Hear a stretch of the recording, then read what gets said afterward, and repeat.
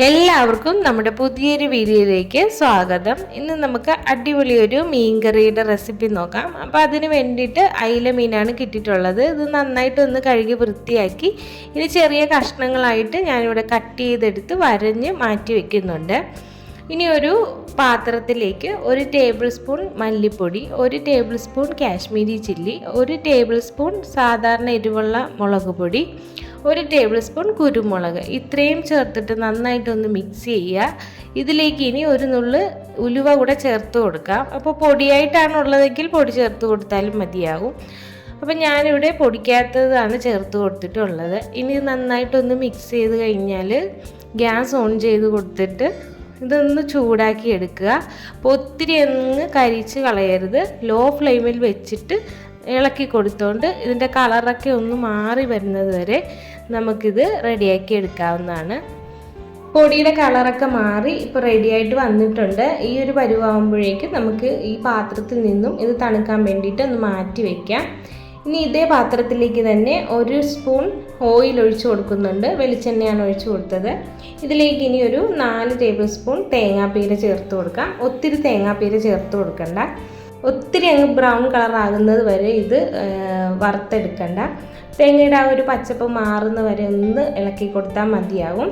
ഒരുപാട് brown colour ആകുന്നത് വരെ വറുത്തെടുത്താൽ തേങ്ങ വറുത്തരച്ച ഒരു ടേസ്റ്റ് ആയിരിക്കും നമുക്ക് കറിക്ക് കിട്ടുന്നത്. അപ്പോൾ ആ ഒരു ടേസ്റ്റ് അല്ല നമുക്ക് ഈ മീൻ കറിക്ക് വേണ്ടത്. അപ്പോൾ അതുകൊണ്ട് ഈ ഒരു പരുവായപ്പോഴേക്കും ഞാൻ ഗ്യാസ് ഓഫ് ചെയ്ത് കൊടുത്തിട്ടുണ്ട്. ഇനി നമ്മുടെ പൊടിയും ഈ തേങ്ങാപ്പീരയും കൂടെ നമുക്ക് ജാറിലേക്ക് ഇട്ട് കൊടുത്തിട്ട് വളരെ കുറച്ച് വെള്ളം ചേർത്ത് നല്ല പേസ്റ്റ് രൂപത്തിൽ അരച്ചെടുക്കാം. അപ്പോൾ ഇതിലേക്ക് ഇനി കുറച്ച് മഞ്ഞൾപ്പൊടി കൂടെ ചേർത്ത് കൊടുക്കാം. അപ്പോൾ ഉലുവ പൊടിയാണ് നിങ്ങളുടെ കയ്യിലുണ്ടെങ്കിൽ ഈ സമയത്ത് ചേർത്ത് കൊടുത്താൽ മതിയാവും. ഇത് നല്ല പേസ്റ്റ് രൂപത്തിൽ അരച്ചെടുത്തിട്ടുണ്ട്. വളരെ കുറച്ച് വെള്ളത്തിലാണ് ഞാൻ അരച്ചെടുത്തിട്ടുള്ളത്. ഇനി ഒരു ചട്ടി എടുത്ത് വെക്കുക. ഇതിലേക്ക് ആവശ്യത്തിന് വെളിച്ചെണ്ണ ഒഴിച്ച് കൊടുത്തിട്ട് ഇഞ്ചി, വെളുത്തുള്ളി, വറ്റൽമുളക്, കറിവേപ്പില, പച്ചമുളക് ഇത്രയും കൂടെ ചേർത്ത് കൊടുക്കുന്നുണ്ട്. അപ്പോൾ ഇഞ്ചിയും വെളുത്തുള്ളിയൊക്കെ വളരെ കുറച്ച് ചേർത്ത് കൊടുത്താൽ മതിയാവും. ഇനി ചെറിയ ഉള്ളി കുറച്ചധികം ചേർത്ത് കൊടുക്കുന്നുണ്ട്. അത് ഞാനിവിടെ ചതച്ചാണ് ഇട്ട് കൊടുത്തിട്ടുള്ളത്. ഇനി ഇത് നന്നായിട്ടൊന്ന് മൂത്ത് വരുന്ന സമയത്ത് ഇതിലേക്ക് നമുക്ക് കുറച്ച് മഞ്ഞൾപ്പൊടി ചേർത്ത് കൊടുക്കാം.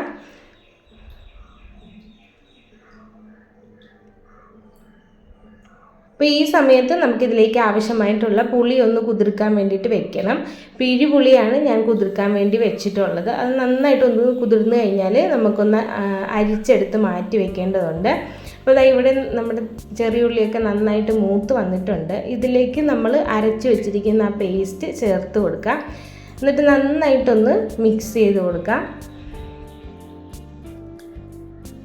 ഇതിലേക്കിനി നമ്മൾ പുളി പിഴിഞ്ഞ് വെച്ചിരിക്കുന്നത് നന്നായിട്ട് അരിച്ചെടുത്തതാണ് ഇതിലേക്ക് ആവശ്യത്തിന് ഒഴിച്ചു കൊടുക്കാം. ഞാനിവിടെ ഒരു നെല്ലിക്ക വലുപ്പത്തിലാണ് പുളി എടുത്തിട്ടുണ്ടായിരുന്നത്. അത് ഞാൻ മുഴുവനായിട്ടും ഇതിലേക്ക് കുതിർത്ത് ഒഴിച്ചു കൊടുക്കുന്നുണ്ട്. ഇനി ഈ പുളിയും അരപ്പും കൂടെ നന്നായിട്ടൊന്ന് തിളയ്ക്കുന്ന വരെ നമുക്ക് വെയിറ്റ് ചെയ്യാം. അപ്പോൾ നല്ല രീതിയിൽ തന്നെ ഒന്ന് മിക്സ് ചെയ്ത് കൊടുക്കണം. അപ്പോൾ ഇവിടെ നന്നായിട്ടൊന്ന് തിളച്ച് വരുന്നുണ്ട്. നന്നായിട്ട് എണ്ണയൊക്കെ ഒന്ന് തെളിഞ്ഞ് വന്നിട്ടുണ്ട്. ഇനി ഇതിലേക്ക് നമുക്ക് അരച്ച ആ ജാറൊന്ന് കഴുകി വെള്ളം ഒഴിച്ചു കൊടുക്കാം. കുറച്ചും കൂടെ ലൂസിൽ വേണമെന്നുണ്ടെങ്കിൽ നമ്മൾ സാധാരണ വെള്ളം കൂടെ കുറച്ച് ഒഴിച്ചു കൊടുക്കാവുന്നതാണ്. എന്നിട്ട് വീണ്ടും നന്നായിട്ട് ഒന്ന് മിക്സാക്കി കൊടുക്കാം. അപ്പോൾ ഒത്തിരി ലൂസായിട്ടല്ല ഞാനിവിടെ ഈ കറി തയ്യാറാക്കുന്നത്, കുറച്ച് തിക്കായിട്ടാണ് ഞാനിവിടെ തയ്യാറാക്കുന്നത്. അപ്പോൾ ഈ ഒരു പരുവത്തിലാണ് ഞാനിവിടെ വെള്ളം ഒഴിച്ച് എടുത്തിട്ടുള്ളത്.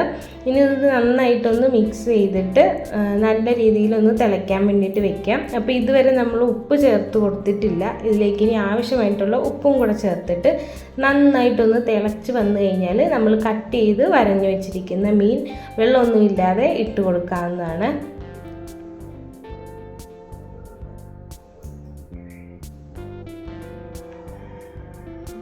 കട്ട് ചെയ്ത് വെച്ചിട്ടുണ്ടായിരുന്ന മീൻ കഷ്ണങ്ങൾ മുഴുവനും ഇതിലേക്ക് ചേർത്ത് കൊടുത്തിട്ട് സ്പൂണൊന്നും ഇട്ട് ഇളക്കാതെ ജസ്റ്റ് ഒന്ന് ചട്ടി ചുറ്റിച്ച് കൊടുക്കുകയാണ് ചെയ്യുന്നത്. പിന്നെ ഇതൊന്ന് മൂടി വെച്ചിട്ട് നന്നായിട്ടൊന്ന് തിളച്ച് വരട്ടെ. ഒരു 2 മിനിറ്റൊക്കെ ആകുമ്പോൾ തന്നെ നന്നായിട്ട് എണ്ണയൊക്കെ തിളഞ്ഞ് വന്നിട്ടുണ്ടാവും. ഞാനൊരു ഫ്ലേവറിന് വേണ്ടിയിട്ട് കുറച്ച് കറിവേപ്പില കൂടെ ചേർത്ത് കൊടുക്കുന്നുണ്ട്. അപ്പോൾ വീണ്ടും ഞാനിത് ചുറ്റിച്ചൊക്കെ തന്നെയാണ് വെച്ചിട്ടുള്ളത്. ഒട്ടും ഞാൻ സ്പൂൺ ഇട്ട് കൊടുത്തിട്ടില്ല. അപ്പോൾ നന്നായിട്ട് ഇവിടെ ഇപ്പോൾ എണ്ണയൊക്കെ തെളിഞ്ഞ് റെഡിയായിട്ട് വന്നിട്ടുണ്ട്.